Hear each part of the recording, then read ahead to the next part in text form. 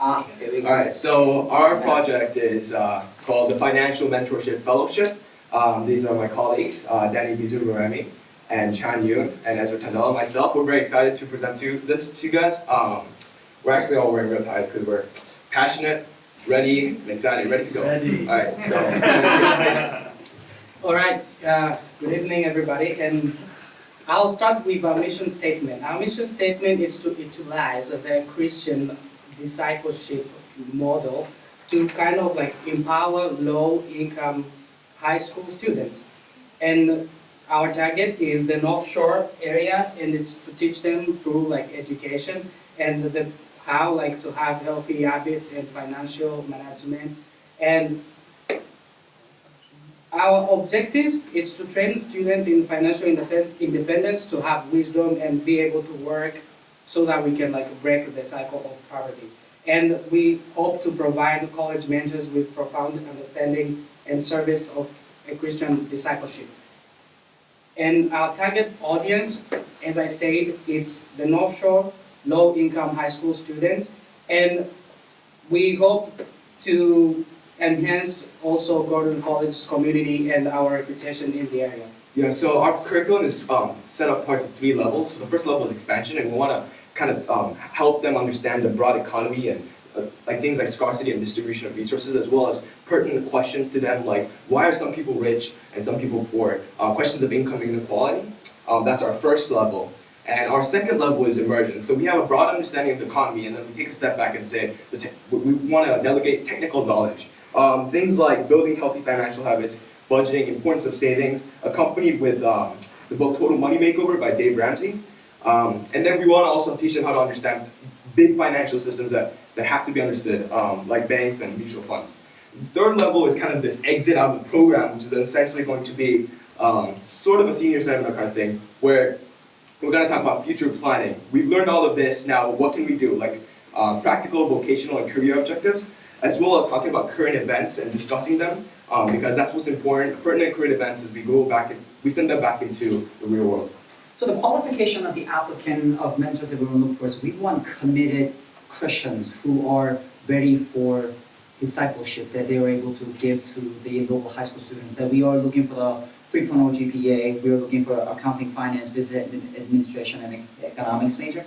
And we are trying to market as much as we can through forms of social media. That nowadays, even the low-income people have the social media, and social media is one of the connecting tools for us to get together. So not only that we're connecting the mentors together as well as the students with the mentors in forms of social media, Twitter, Facebook, or LinkedIn.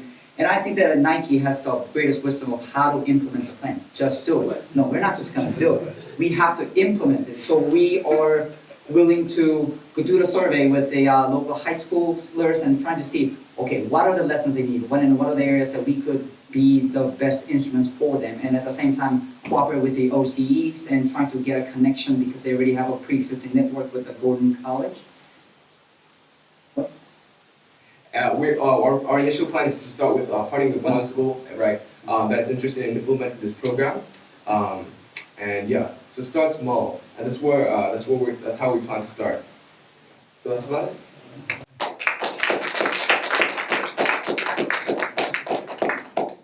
How are you going to market this to students where it feels exciting to them and it doesn't feel like another class? And I know for me, a lot of the low-income students I've worked with have to have after-school jobs to help support their family. So how are you going to help them, A, make the time for this, B, be excited about it, and C, be able to endure the workload that comes with, reading a book, being involved, being engaged? Right, precisely. So we looked at there are other people that have tried to attempt ideas like this, and the primary problem was they would essentially locate their programs for low-income students in places that aren't close to necessarily their school area, so they would have to travel and commute, which takes a lot of their time, like you said, especially when time is very important to these students.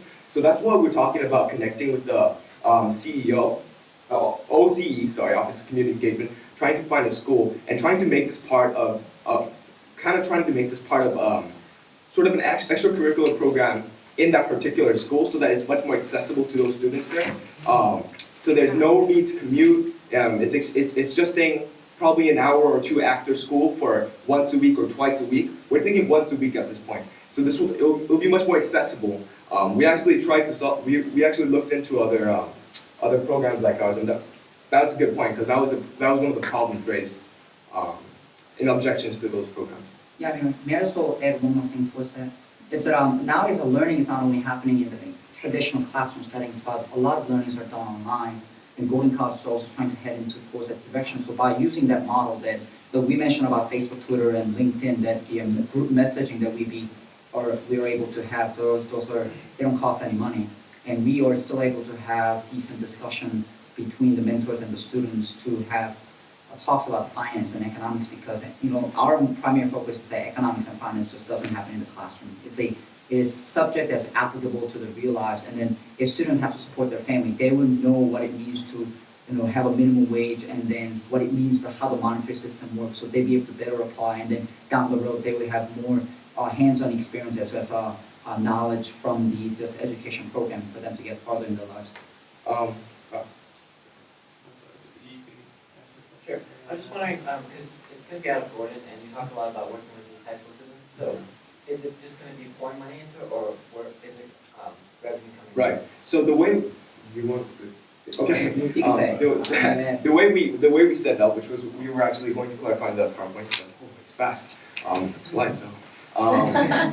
So the way we set it up, essentially the reason we named it as a financial mentor fellowship. So we're trying to do this, approach this from a sustainable but nonprofit approach. So what this means is, so first of all, we're not thinking of investing money into this. We're taking student volunteers and student volunteer applicants, and kind of starting our first year, we're going to find a first cohort of financial mentor fellows. Essentially, we call them mentor fellows. So we will be all the people that will be teaching the kids. Essentially, will be from a pool of student volunteer applicants.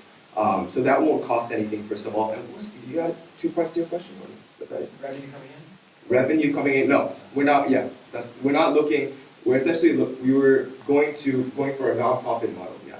And just one more thing to add is the reason we call it Christian discipleship is that Jesus, when he came to the world, he didn't come with the intention of getting something back. That he loved us so much that he came and then gave his life for us. That because now in a democratic world, that the finance is such a strong power in many parts of the world, and with the globalization occurring, that unless there is a knowledge and a practical skills that students have to rule over the finance, they are enslaved by the bigger forces of finance. So that we are there to help them instead of trying to get something out of it. And it's essentially a community service and the greater impact down the road. Yes. So you mentioned that you would probably work through the OCE using their connections and places like that. It seems like, I don't know much about financial consulting, but it seems like Lynn already sends students to schools. Where would the cost come in for you guys if OCE sends students to schools? Is it, you might explain where the cost would be? It seems like it could be something that could operate at almost no cost if the school is behind it or the business department is behind it, or is that like an option later on? Or something? If you are talking with students, of course, if they can read, you will have to provide them with some materials. And those materials, as we know, they will include some cost. Like, for example, when you print some documents that you have to hand over to them. And again, when you think about maybe creating the online tool that can be accessible by a large number of people, that also will cost money. And also, there are some costs that will be necessarily to make, as long as you're making connections with people. If we're discussing with the school, we may not necessarily think about it, but maybe they will be involved to go there, and that's not going to be covered by the school because the school already goes there for a specific program that's already there. So if it's a special occasion, then you will have to involve some cost. Yeah, like Danny said, the materials. So we didn't talk about everything, but we there's obviously the total money being covered by Dave Ramsey, as well as Rich Dad Poor Dad that we were going to use in the third stage, and Economies for Dummies on the first stage, as well as a book on income inequality by I think some of you guys might know, Kuznets.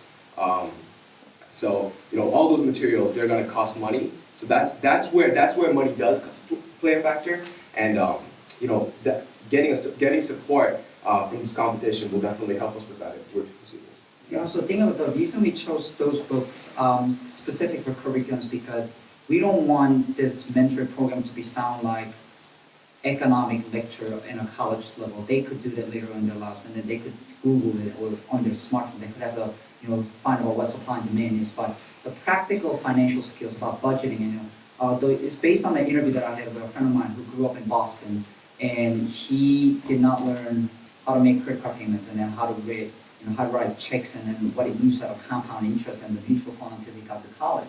So my question is, they are people with the more financial knowledge and with the practical skill they could have. They could be well off and then they could break off from the cycle of poverty. So our job that we call is empowering them with the knowledge and the financial wisdom so that they're able to be better off.